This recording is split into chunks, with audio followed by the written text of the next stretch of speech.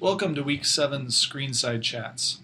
The first question I'm going to answer wasn't on this forum per se, or wasn't even highly voted. It's actually probably a question that's been posted elsewhere, and it's been minor, but it's one I'm sensitive to and aware of, and I want to make sure people know that I'm thinking about it. And that was, why are all these cases about classrooms, schools, universities, and governments and nonprofits? What's that about?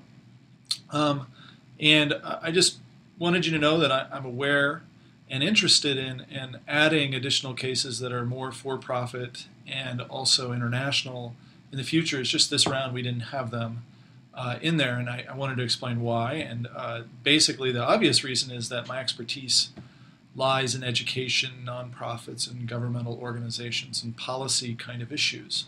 So, and they happen to be domestic, and that's, the first time teaching a course, you kind of go, particularly on an online course, you go with what you know. But again, I'm very interested in these other things, so I want you to go to the shared resources and suggest things, and even give me suggestions of texts or cases that I could look at and utilize next year and integrate more into my lectures. The other reason for using education and cases like this is that there's pedagogical reasons, which are, we had to think about cases that most of you would be familiar with. And it turns out that universities and classrooms and schools and governments are all ones that we've experienced before. And so here were a set of cases that I could repeatedly come back to and show you different theories and afford you a common base.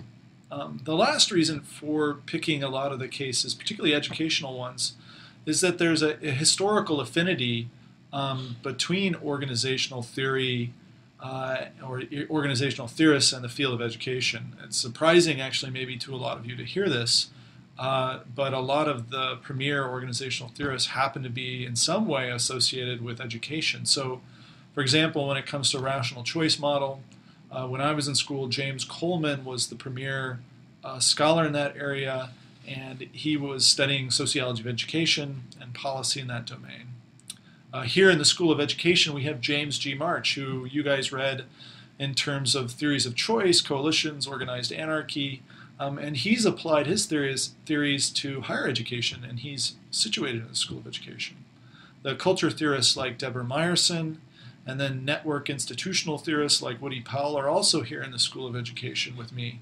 So we have this whole string of people, and then even in week 9, not this week, but the coming week, you're going to have neo-institutional theory, and there the founders themselves talk about educational cases in almost every turn.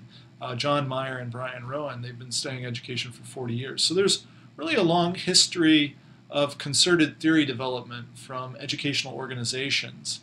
And I just want you to realize that we did pick these with some sense of where the strengths reside with these theoretical perspectives.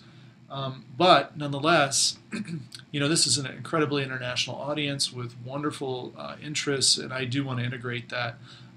So I'd love your help and feedback on where to do that with materials in the shared resources section so that I can integrate it more next year. So thank you.